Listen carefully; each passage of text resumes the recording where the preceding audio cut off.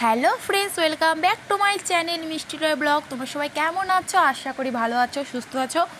আমিও খুব ভালো আছি। তো চলে এলাম তোমাদের কাছে আবার একটা নতুন ব্লগ নিয়ে। তো এখন থেকে আমি ব্লগটা শুরু করছি। তো এখন কিন্তু গুড ইভিনিং। তো কিন্তু আমরা আজ সকালবেলায় দীঘা থেকে আসছি আর কি, রওনা দিয়েছি। ট্রেন থেকে নামলাম সকাল 6:30টার দিকে। তো আজকে এসে 2 ঘন্টা ঘুমালাম। ঘুমানোর পর কিন্তু আজকেই আমি ধোয়া কাচা শুরু করে দিয়েছি। ভাবছিলাম করব না, কিন্তু ভাবলাম যে না, এরকম ছিটানো থাকলে না ভালো লাগে না, করতে তো হবেই। তার জন্য কি করলাম, সব কাপড় সার্ফের জলে ভিজিয়ে দিয়ে তারপর আমি এদিকে চলে আসলাম ঘর ঝাড়তে। তো আগে দেখো, সব কিছু কাপড় আমি ছাদে কিছুটা দিয়েছি, কিছুটা বাড়িতে দিয়েছি, কিছুটা বাড়ির তারে দিয়েছি, জায়গার হয়নি, আর কিছুটা শুকিয়ে গেছে। তো আমি নিয়ে যাচ্ছি বাড়ি। তো এখন বাজে 2:30টা। তো সকাল থেকে আমার এখন একটা কাজ শেষ হলো। তো আমাদের হচ্ছে ট্রেন নামলাম আমাদের ইসলামপুর ট্রেনে নামলাম হচ্ছে 6:30, হয়তো 6:30। বাড়িতে এসে আগে ঘুমিয়ে পড়েছিলাম।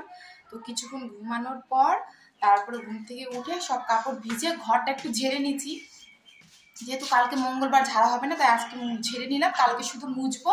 আর যত কাপড় আছে সব আজকেই ধোয়ার চেষ্টা করলাম, সবই ধুলাম, শুধু ব্যাগ দুটো বাকি আছে আর একটা জিন্সের প্যান্ট, তো ওটা শুধু ধুলাম না। আর কেননা কালকে আবার হবে না, কালকের থেকে মামামকে স্কুলে নিয়ে গেলে যাওয়া আসা করতে, রান্না করতে আবার হবে না। আর কালকে হচ্ছে আমি সব কিছু মুছবো, ড্রেসিং টেবিল, শোকেস, গোডরেজ মুছবো, আর কাপড়গুলো আর কি গুছাবো। তার জন্য খাওয়া দাওয়া কোনো কিছু করিনি। মামামকে একটু খাওয়ালাম, ওটা একটু খেয়েছিলাম, খিদেও পেয়েছে, কিন্তু কি করব। আর এখন আবার একটু শুবো। তা কেমন লাগছে শরীরটা বুঝতে পারছো। তো চলো আবার পরে আসছি তোমাদের সঙ্গে কথা বলতে। তো এদিকে তো আমি রান্না করিনি, আর মাম্মামের খুব খিদে পেয়েছিল, তাই ম্যাগি নিয়ে আসলাম। ম্যাগি মাম্মামকে বানিয়ে দিলাম, আর আমিও 2 চামচ খেয়ে নিলাম। তো এখন বাজে বিকেল 5টা। তো ভাবছিলাম যে কাপড় চাপড়গুলো তো আজকে গুছাবো না, তারপরে ভাবলাম যে না, এখন আমি একটু ফ্রি টাইম আছি, তো বসে থাকবো না, আমি কাপড়গুলো সব গুছিয়ে নিই। তো এই যে দেখো, গুছিয়ে নিচ্ছি। গুছাতে গুছাতে খুব ক্লান্ত লাগছে।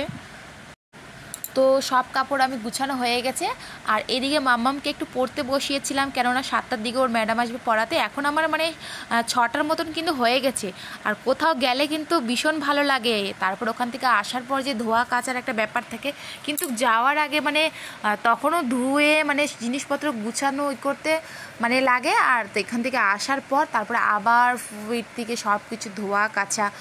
আর আমি যা যা নিয়ে গেছি, যেগুলো যেগুলো ব্যবহার করিনি সবটাই ধুইছি। তো ধুয়ে নিচ্ছি। আর দেখো, সবজি এখন কিছু না, আজকে ব্লগটা আমি এখানেই শেষ।